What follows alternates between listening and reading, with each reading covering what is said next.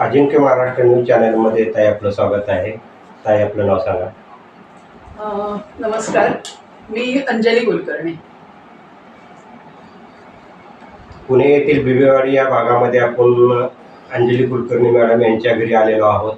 यांचं सामाजिक क्षेत्र तसेच साहित्य क्षेत्रामध्ये सुद्धा भरपूर मोठं योगदान आहे. तर आपण त्यांच्या जो कार्याचा अहवाल आहे ते त्यांच्याकडून ऐकून घेणार आहोत. मला अगदी बालपणापासून वाचनाची आवड होती, कारण आमच्या घरामध्ये माझे वडील, आई, माझी भावंड सगळेच जण वाचत होते. सगळ्यांनाच साहित्याची आवड होती. माझे वडील लिहित पण होते. त्यांचं संस्कृत, जुनं इंग्रजी साहित्य, मराठी याचं खूप चांगला व्यासंग होता. तत्त्वज्ञान किंवा गीतेवरची प्रवचनं ते करत असत. भाऊ माझा दिवाळी अंकांची लायब्ररी चालवत असे घरामध्ये. कॉलेजमध्ये असताना तो एका ग्रंथालयामध्ये पार्ट टाईम नोकरी करत होता. त्यामुळे सतत घरामध्ये पुस्तकं येत असत. त्यामुळे पुस्तकांचा सहवास हा बालपणापासून मिळाला. वाचनाची आवड लागली आणि त्यातूनच कधीतरी माझे स्वतःचे शब्द देखील कविता रूप घेऊन बाहेर पडले. साधारणपणे कॉलेजच्या 2ऱ्या-3ऱ्या वर्षाला असताना मी कविता लिहायला लागले, कारण मला कविता वाचण्याची, मोठ्यांदा म्हणून बघण्याची अशी आवड होती. आणि मग जशी जशी मी साहित्याचा अभ्यास करायला लागले तसं मला साहित्याच्या क्षेत्रामध्ये, कवितेच्या क्षेत्रामध्ये कोण चांगले कवी आहेत, साठोत्तरी कविता म्हणजे काय, दिलीप चित्रे किंवा अरुण कोलटकर, भालचंद्र नेमाडे ह्यांच्या कविता किंवा यांचं साहित्य. त्याच्या अगोदर मी मंगेश पाडगावकर, शांता शेळके, विंदा करंदीकर, वसंत बापट वगैरे वाचत होतेच. परंतु नंतर मला अधिक प्रगल्भ अशा कवितेची ओळख झाली आणि माझ्या कवितेत देखील थोडे बदल होत गेले. दुसरं त्याचं कारण म्हणजे मी सामाजिक ह्याच्याशी, क्षेत्राशी देखील वयाच्या 15-16व्या वर्षापासूनच मी जोडली गेले.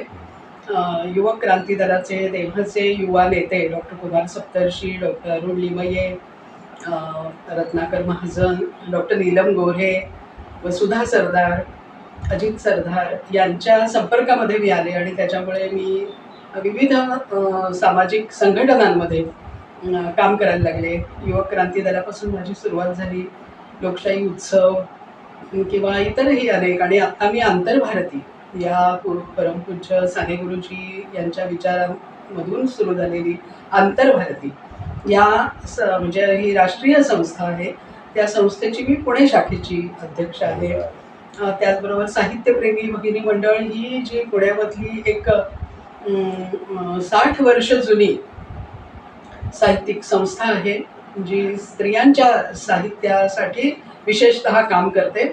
आणि जुन्या पिढीतल्या शांता किर्लोस्कर, सरिता पत्की, पद्मा गोळे, संजीवनी मराठे यांनी ती स्थापन केलेली संस्था आहे.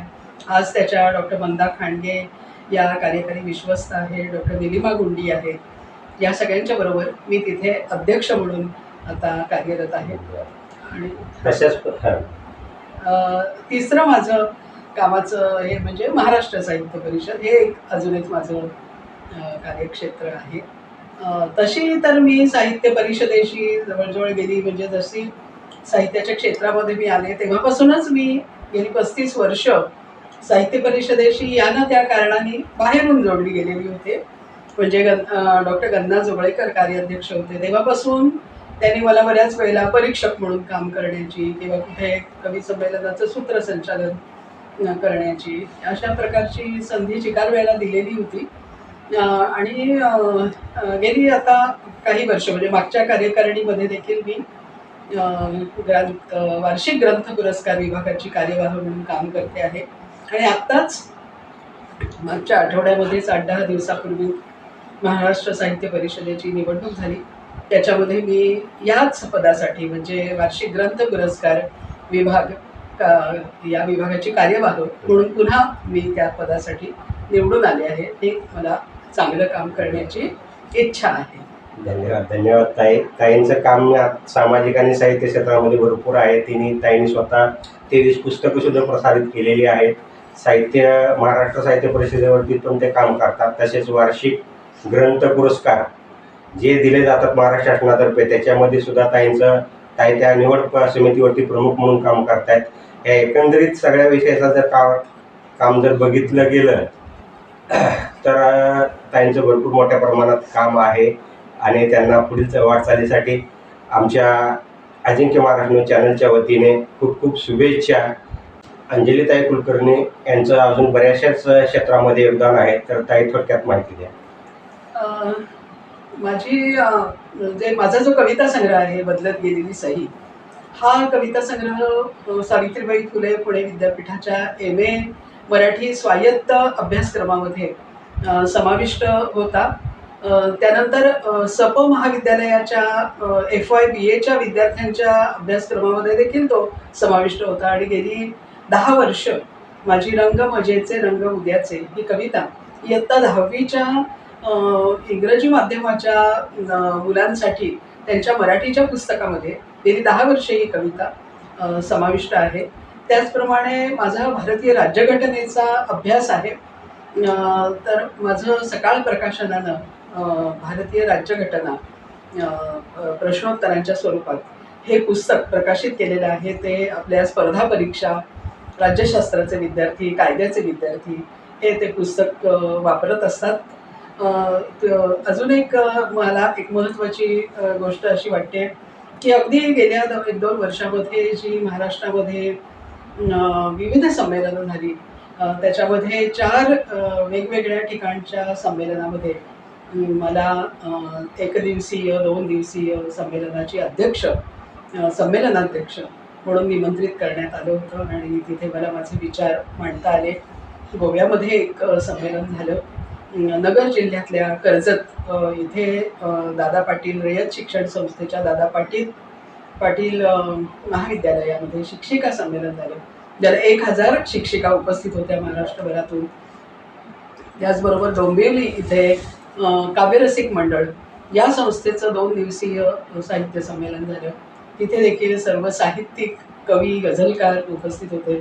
त्यांच्यासमोर मला संमेलनाध्यक्ष म्हणून माझे विचार मांडता आले. अशा प्रकारे त्याचबरोबर बेळगाव इथे फेब्रुवारी महिन्यात मंथन या साहित्य संस्थेमध्ये देखील मी 1 दिवसाच्या संमेलनासाठी अध्यक्ष म्हणून निमंत्रित झाले होते. तर अशा प्रकारे माझी वाटचाल सुरू आहे. खूप छान ताई, आपलं काम पाहता बघितलं तर आपल्या कामाला सलाम आहे आणि हे पूर्ण जे आपल्या जनतेपर्यंत पोहोचवण्याचं काम आम्ही चॅनलच्या वतीनं करू. अजिंक्य महाराष्ट्र न्यूज चॅनल पुणे प्रतिनिधी कांता बोरा.